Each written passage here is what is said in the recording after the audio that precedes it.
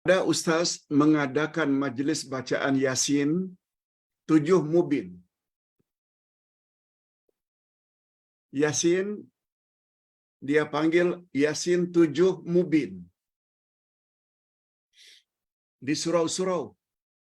Dan saya salah seorang yang dijemput untuk hadir majlis bacaan Yasin 7 Mubin itu. Adakah benar amalan ini?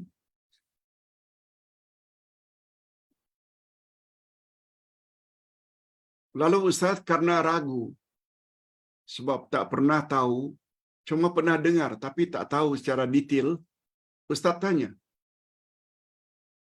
boleh Ustaz tahu apa itu Yasin 7 Mubin? Dari mana asalnya dan apa fadilatnya? Lalu dijawab oleh yang bertanya,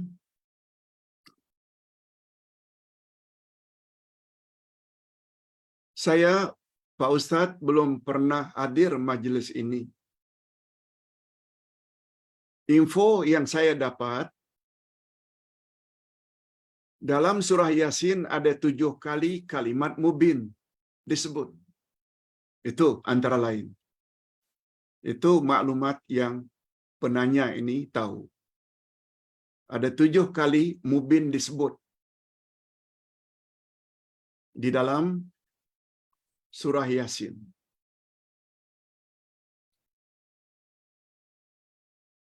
Majlis tersebut diawali dengan membaca maksurat. Maksurat ini beberapa zikir-zikir yang disusun oleh Hasan Al-Banna. Semua kita tahu maksurat. Dia hampir sama dengan wirid Rasulullah pagi petang. Sebahagiannya ada di sana. Yang ketiga, bacaan Yasin 7 Mubin, yaitu baca Yasin hingga Mubin 1, yaitu ayat 12. Lalu doa. Ulang dari awal hingga Mubin yang kedua, yaitu ayat 17, dan doa. Ulang dari awal hingga Mubin ketiga, ayat 24, dan doa. Ulang dari awal hingga Mubin yang keempat, yaitu ayat 47, lalu doa. Ulang dari awal hingga Mubin kelima, ayat 60, diikuti dengan doa. Ulang lagi dari awal hingga Mubin yang ketujuh, ayat 77, dan doa. Dengan berbuat demikian, maka lengkaplah bacaan Yasin.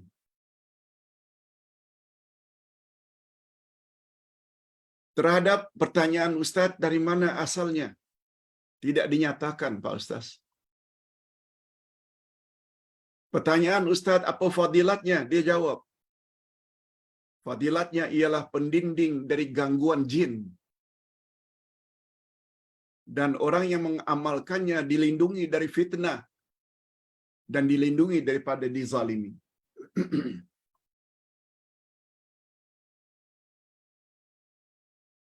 Hadirin dan hadirat rahimakumullah.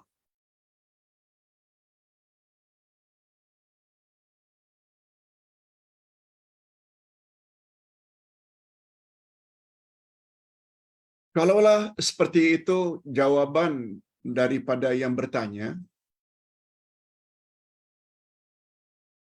ini bermakna ia bukan datang dari Rasulullah sallallahu alaihi wasallam. Berapa lama hendak menghabiskan Yasin seperti ini?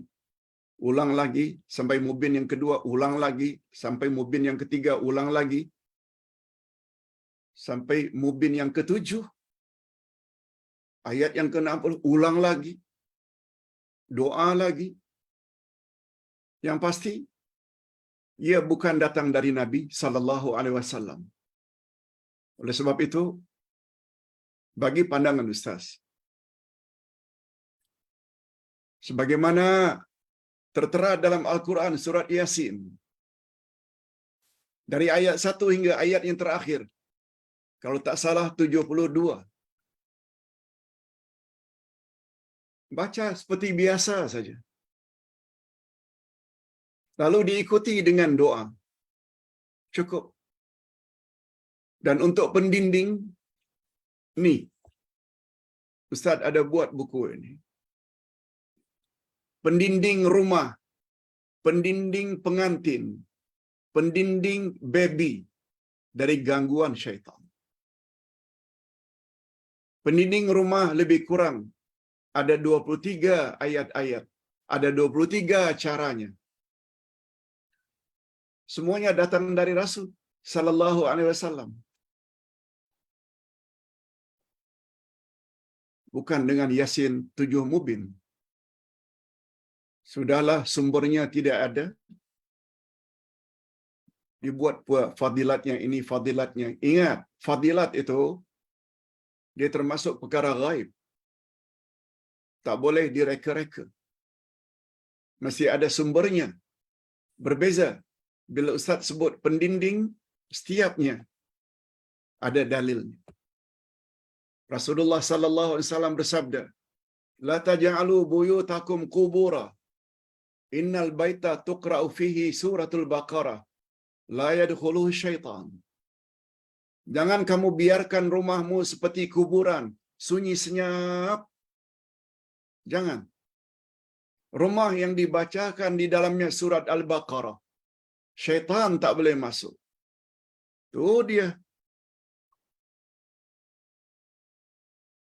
Bila nak masuk rumah, baca dan ucap, "Assalamualaikum warahmatullahi wabarakatuh."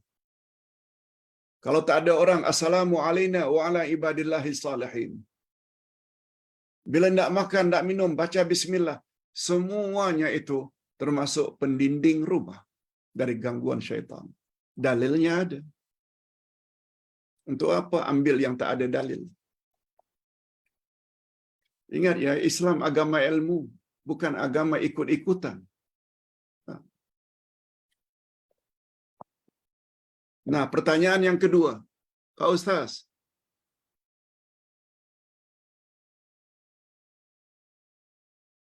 saya tidak jumpa nama Allah Al-Ilah termasuk sebagai salah satu daripada Al-Asma'ul Husna. Saya buka Al-Quran yang biasanya Al-Asma'ul Husna ditulis di bahagian kulit, depan dan belakang. Tak ada satu pun Quran yang menyebut Al-Ilah itu sebagai nama atau salah satu dari nama Allah. Hadirin dan hadirat, Ustaz dah jelaskan pada permulaan buku ini. Sila baca dari awal hingga halaman 93. Itu pembahasan tentang Al-Asma'ul Husna. Bermacam-macam pandangan ulama. Tapi yang jelas, dalam buku ini, muka surat 713. 713. Ustaz ada sebut. Al-Ilah itu adalah salah satu daripada nama Allah. Yaitu nama Allah yang ke-81. Al-Ilah.